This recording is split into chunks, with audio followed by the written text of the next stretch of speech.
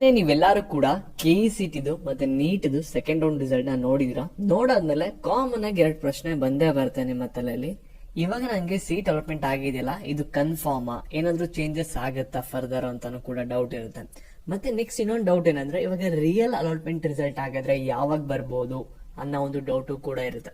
ಈ ಎರಡರ ಬಗ್ಗೆನೂ ಕೂಡ ಇನ್ ಡೀಟೇಲ್ ಆಗಿ ಈ ಒಂದು ವಿಡಿಯೋದಲ್ಲಿ ಡಿಸ್ಕಸ್ ಮಾಡೋಣ. ನೆಕ್ಸ್ಟ್ ರಿಸಲ್ಟ್ ಬಂದಾದ್ಮೇಲೆ ಏನ್ ಪ್ರೊಸೆಸ್ ಇರುತ್ತೆ ಅದನ್ನ ಶಾರ್ಟ್ ಆಗಿ ಡಿಸ್ಕಸ್ ಮಾಡೋಣ. ವಿಡಿಯೋನ ಕಂಪ್ಲೀಟ್ ಆಗಿ ನೋಡಿ ಎಲ್ಲ ವಿಷಯನೂ ಕೂಡ ತಿಳ್ಕೊಳ್ತೀರಾ. ಅದಕ್ಕಿಂತ ಮುಂಚೆ ಚಾನಲ್ ಸಬ್ಸ್ಕ್ರೈಬ್ ಮಾಡ್ಕೊಂಡಿಲ್ಲ ಅಂದ್ರೆ ಕೆಳಗಡೆ ಸಬ್ಸ್ಕ್ರೈಬ್ ಬಟನ್ ಅಂತ ಕಾಣ್ತಾ ಇರುತ್ತೆ, ಕ್ಲಿಕ್ ಮಾಡಿ ಸಬ್ಸ್ಕ್ರೈಬ್ ಮಾಡ್ಕೊಳ್ಳಿ. ನೆಕ್ಸ್ಟ್ ಸ್ಕಾಲರ್ಶಿಪ್ ಮತ್ತೆ ಇಂಜಿನಿಯರಿಂಗ್ ಅಪ್ಡೇಟ್ಸ್ ಬೇಕಂದ್ರೆ ಪ್ರತಿಯೊಬ್ರು ಕೂಡ ಸಬ್ಸ್ಕ್ರೈಬ್ ಮಾಡ್ಕೊಂಡು ವಿಡಿಯೋಗೊಂದು ಲೈಕ್ ಕೊಟ್ಬಿಟ್ಟಾನೆ ವಿಡಿಯೋ ನೋಡಕ್ಕೆ ಸ್ಟಾರ್ಟ್ ಮಾಡಿ. ಇವಾಗ ನಾವು ಡೈರೆಕ್ಟ್ ಆಗಿ ವಿಡಿಯೋ ಬಗ್ಗೆ ಬರೋಣ. ಇಲ್ಲಿ ನಿನ್ನೆ ಒಂದು ರಿಸಲ್ಟ್ ನ ಅನೌನ್ಸ್ ಮಾಡಿದ್ರೆ, ಇದು ಬಂದ್ಬಿಟ್ಟು ಯಾವುದೇ ತರಹದ ರಿಯಲ್ ಅಲಾಟ್ಮೆಂಟ್ ಆಗಿರಲ್ಲ, ಪ್ರೊವಿಷನಲ್ ಅಲಾಟ್ಮೆಂಟ್ ರಿಸಲ್ಟ್ ಆಗಿರುತ್ತೆ. ಸರಿನಾ? ಸೇಮ್ ಫಸ್ಟ್ ರೌಂಡ್ ಅಲ್ಲಿ ಯಾವ ರೀತಿ ಪ್ರೊವಿಷನಲ್ ಬಿಟ್ಬಿಟ್ಟು ಅದಾದ್ಮೇಲೆ ರಿಯಲ್ ಅಲಾಟ್ಮೆಂಟ್ ಬಿಟ್ರಲ್ಲ, ಸೇಮ್ ಅದೇ ರೀತಿ ಸೆಕೆಂಡ್ ರೌಂಡ್ ಅಲ್ಲೂ ಕೂಡ ಮಾಡಿದ್ರೆ. ಒಂದು ವಿಡಿಯೋದಲ್ಲಿ ಹೇಳಿದೆ, ಇಲ್ಲಿ ಕೆಇಸಿಟಿ ನೀಟ್ ಸೆಕೆಂಡ್ ರೌಂಡ್ ರಿಸಲ್ಟ್ ಬಂದ್ಬಿಟ್ಟು 19th ಆದ್ಮೇಲೆ ಬರುತ್ತೆ, 25th ಒಳಗಡೆ ಯಾವಾಗಾದ್ರೂ ಕೂಡ ಬರ್ಬೋದು ಅಂತ ಈ ಒಂದು ವಿಡಿಯೋದಲ್ಲಿ. ಆದ್ರೆ ಇವಾಗ ರಿಸಲ್ಟ್ ಅದಕ್ಕಿಂತ ಮುಂಚೆ ಬಂದಿದೆಯಲ್ಲ ಅಂತಾನು ಕೂಡ ನೀವು ಕೇಳ್ಬೋದು. ಇಲ್ಲಿ ನಿಮ್ಗೆ ಮುಂಚೆ ಬಂದಿರೋದೇನಂದ್ರೆ, ಇದು ಪ್ರೊವಿಷನಲ್ ರಿಸಲ್ಟ್ ಆಗಿರುತ್ತೆ. ಆಕ್ಚುಲಿ ಒಂದು ಪ್ರೊವಿಷನಲ್ ರಿಸಲ್ಟ್ ಬಂದ್ಬಿಟ್ಟು ಪ್ರತಿ ವರ್ಷ ಕೊಡ್ತಾ ಇರ್ಲಿಲ್ಲ, ಈ ವರ್ಷದಿಂದ ಇದನ್ನ ಆಡ್ ಅಪ್ ಮಾಡ್ಕೊಂಡಿದ್ರೆ. ಸರಿನಾ? ನಿಮ್ಗೆ ರಿಯಲ್ ಅಲಾಟ್ಮೆಂಟ್ ಬಂದ್ಬಿಟ್ಟು 19th ಆದ್ಮೇಲೆ ಬರುತ್ತೆ. ಅಂದ್ರೆ MCC ರಿಸಲ್ಟ್ ಬರಬೇಕು. MCC ರಿಸಲ್ಟ್ ಬಂದಾದ್ಮೇಲೆ ಇಲ್ಲಿ ಕೆಎದು ಸೆಕೆಂಡ್ ರೌಂಡ್ ರಿಸಲ್ಟ್ ಬರುತ್ತೆ.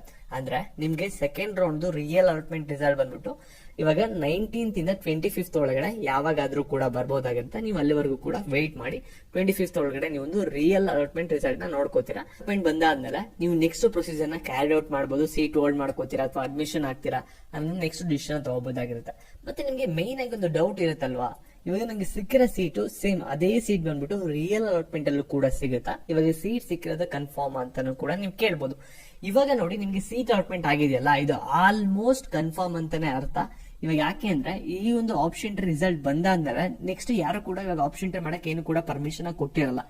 ಆದ್ರೆ ಇಲ್ಲಿ ಸ್ವಲ್ಪ ಚೇಂಜಸ್ ಆಗೋ ಚಾನ್ಸಸ್ ಕೂಡ ಇರುತ್ತೆ. ಅಂದ್ರೆ ಇವಾಗ ನಿಮ್ಗೆ ಏನ್ ಸೀಟ್ ಸಿಕ್ಕಿರುತ್ತಲ್ಲ, ಅದ್ರ ಮೇಲ್ಗಡೆ ಅಪ್ಗ್ರೇಡ್ ಆಗ್ಬೋದು ನೆಕ್ಸ್ಟ್ ರೌಂಡ್ ಗಳಲ್ಲಿ.